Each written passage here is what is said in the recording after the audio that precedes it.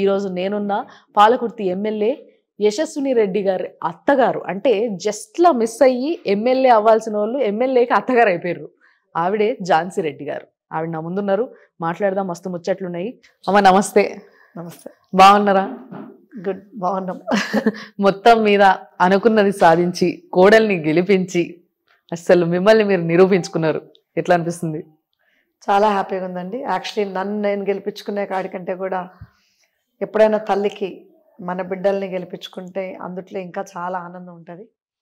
So అదే ఆనందం నా కోడల ద్వారా పొందాను అని అనుకుంటున్నాను. కానీ ఇదే డౌట్ అందరికీ వచ్చిందమ్మా. అదేంది మరి వాళ్ళ కొడుకుని నిలబెట్టొచ్చు కదా, కోడల్ని ఎందుకు నిలబెట్టిండ్రు?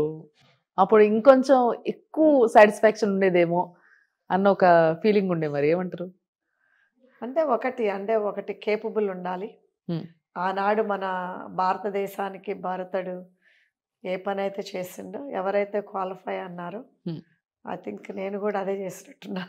సో మీ అబ్బాయికి క్వాలిఫికేషన్ లేదంటారు? క్వాలిఫికేషన్ కానీ ఇప్పుడు ఆయనకి ఇమిగ్రేషన్ లేదు. అట్లా అంటారా? మా పిల్లలందరం కూడా మేమందరం కూడా అమెరికన్ సిటిజన్స్ నిమి. సో మళ్ళీ నాకున్న పరిస్థితే మళ్ళీ రేపు వాళ్ళకి రావద్దు కదా. సో చిన్న కోడలు ఒక్కతే ఇండియన్ సిటిజన్.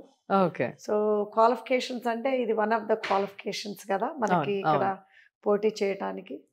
అంటే వస్తుందని ఇప్పుడు నేను కూడా అప్లై చేసుకున్నా. అన్ఫార్చునేట్లీ నాది రానివ్వకుండా అడ్డుపడ్డారు. సో మళ్ళీ అదే విధంగా మళ్ళీ కుట్ర అంటారా? ఇదంతా కుట్ర అంటారా? మీ పైన కుట్ర జరిగిందంటారా? అది చాలా కుట్ర. అంటే 2 పార్టీలు కలిపి కుట్ర చేసింది. ఎందుకంటే అన్ఫార్చునేట్లీ నాది పబ్లిక్గా వెళ్ళిపోయింది. అంటే వాళ్ళకి థ్రెట్ అనుకోవచ్చు. మళ్ళీ 2 పార్టీలు కలిసి కుట్ర చేసిండ్రు అని అంటే అంత భయపడ్డారా మిమ్మల్ని చూసి, మీ పోటీని?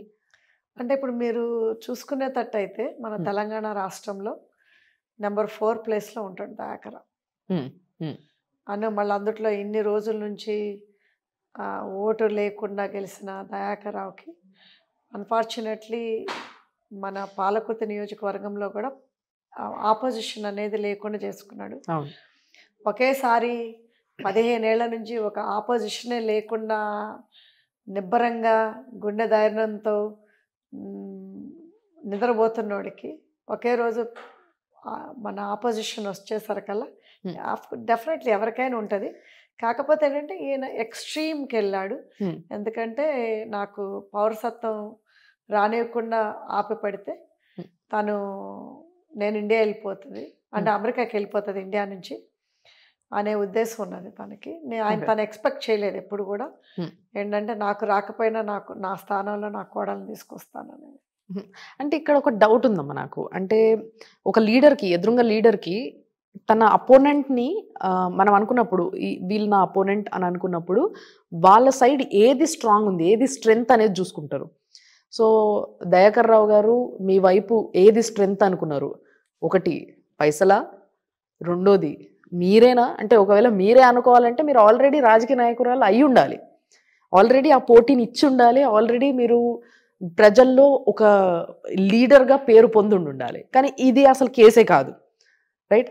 సో ఇంకా దేనికోసం భయపడి ఉంటారంటారు మరి దయాకర్ రావు గారు? అంటే ఇప్పుడు ఫస్ట్ ఆయనకి ఎప్పుడు ఆపోజిషన్ అనేది ఉంటుంది పాలకుర్తి నియోజకవర్గంలో అని అనుకోలేదు. ఎందుకంటే 2018 ఎలక్షన్స్లో అంటే ఒక లీడర్ వెళ్ళిపోవటము, మన కాన్స్టిట్యున్సీలో లేకపోవటం అనేది ఆయనకి ఒక ప్లస్ అయిపోయింది. సో అది ఎట్లా క్రియేట్ అయిందంటే ఇంకెవరు రారు, ఈయనకి పోటీగా ఎవరు నిలబడరు అనే ఇమేజ్ క్రియేట్ అయింది. అది నిజం అబద్ధం అనే తర్వాత విషయం. సో ఆ ఇమేజ్ ఉన్నప్పుడు ఏమైందంటే ఆల్ ద సడన్ నేను అనుకోని రావటం జరిగింది. జరగటంలో ఏంటంటే ఆయనకి చేయగలిగేదల్లా ఒకటే ఏంటంటే నా పౌరసత్వం. సో ఆ పౌరసత్వం అనేది ఆపగలిగితే డెఫినెట్గా తను కాంటెస్ట్ చేయదు. తను కాంటెస్ట్ చేయకపోతే ఆపోజిషన్ ఉండదు నాకు అనేది అనుకున్నాడు అని నేను అనుకుంటున్నా. అంటే అది ఈ క్వశ్చన్ అనేది ఆయన్ని అడిగి తెలుసుకోవాలని నాకు కూడా, మీకు ఎంత క్యూరియాసిటీ ఉందో, మా పాలకుర్తి ప్రజలకు ఎంత క్యూరియాసిటీ ఉందో నాకు కూడా అదే క్యూరియాసిటీ ఉంది. డెఫినెట్లీ అమ్మా, ఈసారి కలిసినప్పుడు నేను అడుగుతా మీ తరఫున ఈ క్వశ్చన్ని. బట్ ఇవన్నీ పక్కకు పెడితే keep this all a side. ఇప్పుడు మీరు దయాకర్ రావు గారు మామూలుగా అయితే ఫస్ట్ నుంచి కొంచెం మంచి ఫ్రెండ్స్ అంట కదా, దోసారు ఉంది కదా మీకు ఆయనకి? అంటే ఫ్రెండ్స్ అంటే ఇప్పుడు మేము గత 35 ఇయర్స్ నుంచి కూడా మన ఎతరాజరావు గారు ఉన్న దగ్గర నుంచి కూడా మేము స్వచ్ఛంగా సేవ చేస్తూనే ఉన్నాం ఆ కాన్స్టిట్యున్సీకి. సో అక్కడ ఏ ఎమ్మెల్యే గారు ఉన్నా, ఏ మన సర్పంచులు ఉన్నా కానీ తప్పకుండా వాళ్ళని ప్రోటోకాల్ ప్రకారం పిలవాల్సిందే. ఎందుకంటే ఓపెనింగ్ రోజు ప్లస్ వాళ్ళ కాన్స్టిట్యున్సీలో మనం చేస్తున్నాం కాబట్టి. అదే విధంగా మేము ఇతరాజరావు గారి ఫ్యామిలీని పిలిచాము, మళ్ళీ సుధాకర్ రావు గారు ఉన్నప్పుడు వాళ్ళని పిలిచాము, మళ్ళీ దయాకర్ రావు గారు వచ్చినప్పుడు దయాకర్ రావు గారిని పిలిచాము, మళ్ళీ ఆయన శ్రీనివాసరావు గారు ఉన్నప్పుడు ఆయన్ని పిలిచాము. సో అదనేది నార్మల్. అంటే ఇట్స్ నాట్ మేమేదో ఫ్యామిలీ ఫ్రెండ్స్ అని కాదు, బట్ ఈ ప్రొఫెషనలిజంగా పిలవాల్సి వస్తుంది, ప్రోటోకాల్ ప్రకారం పిలిచాము.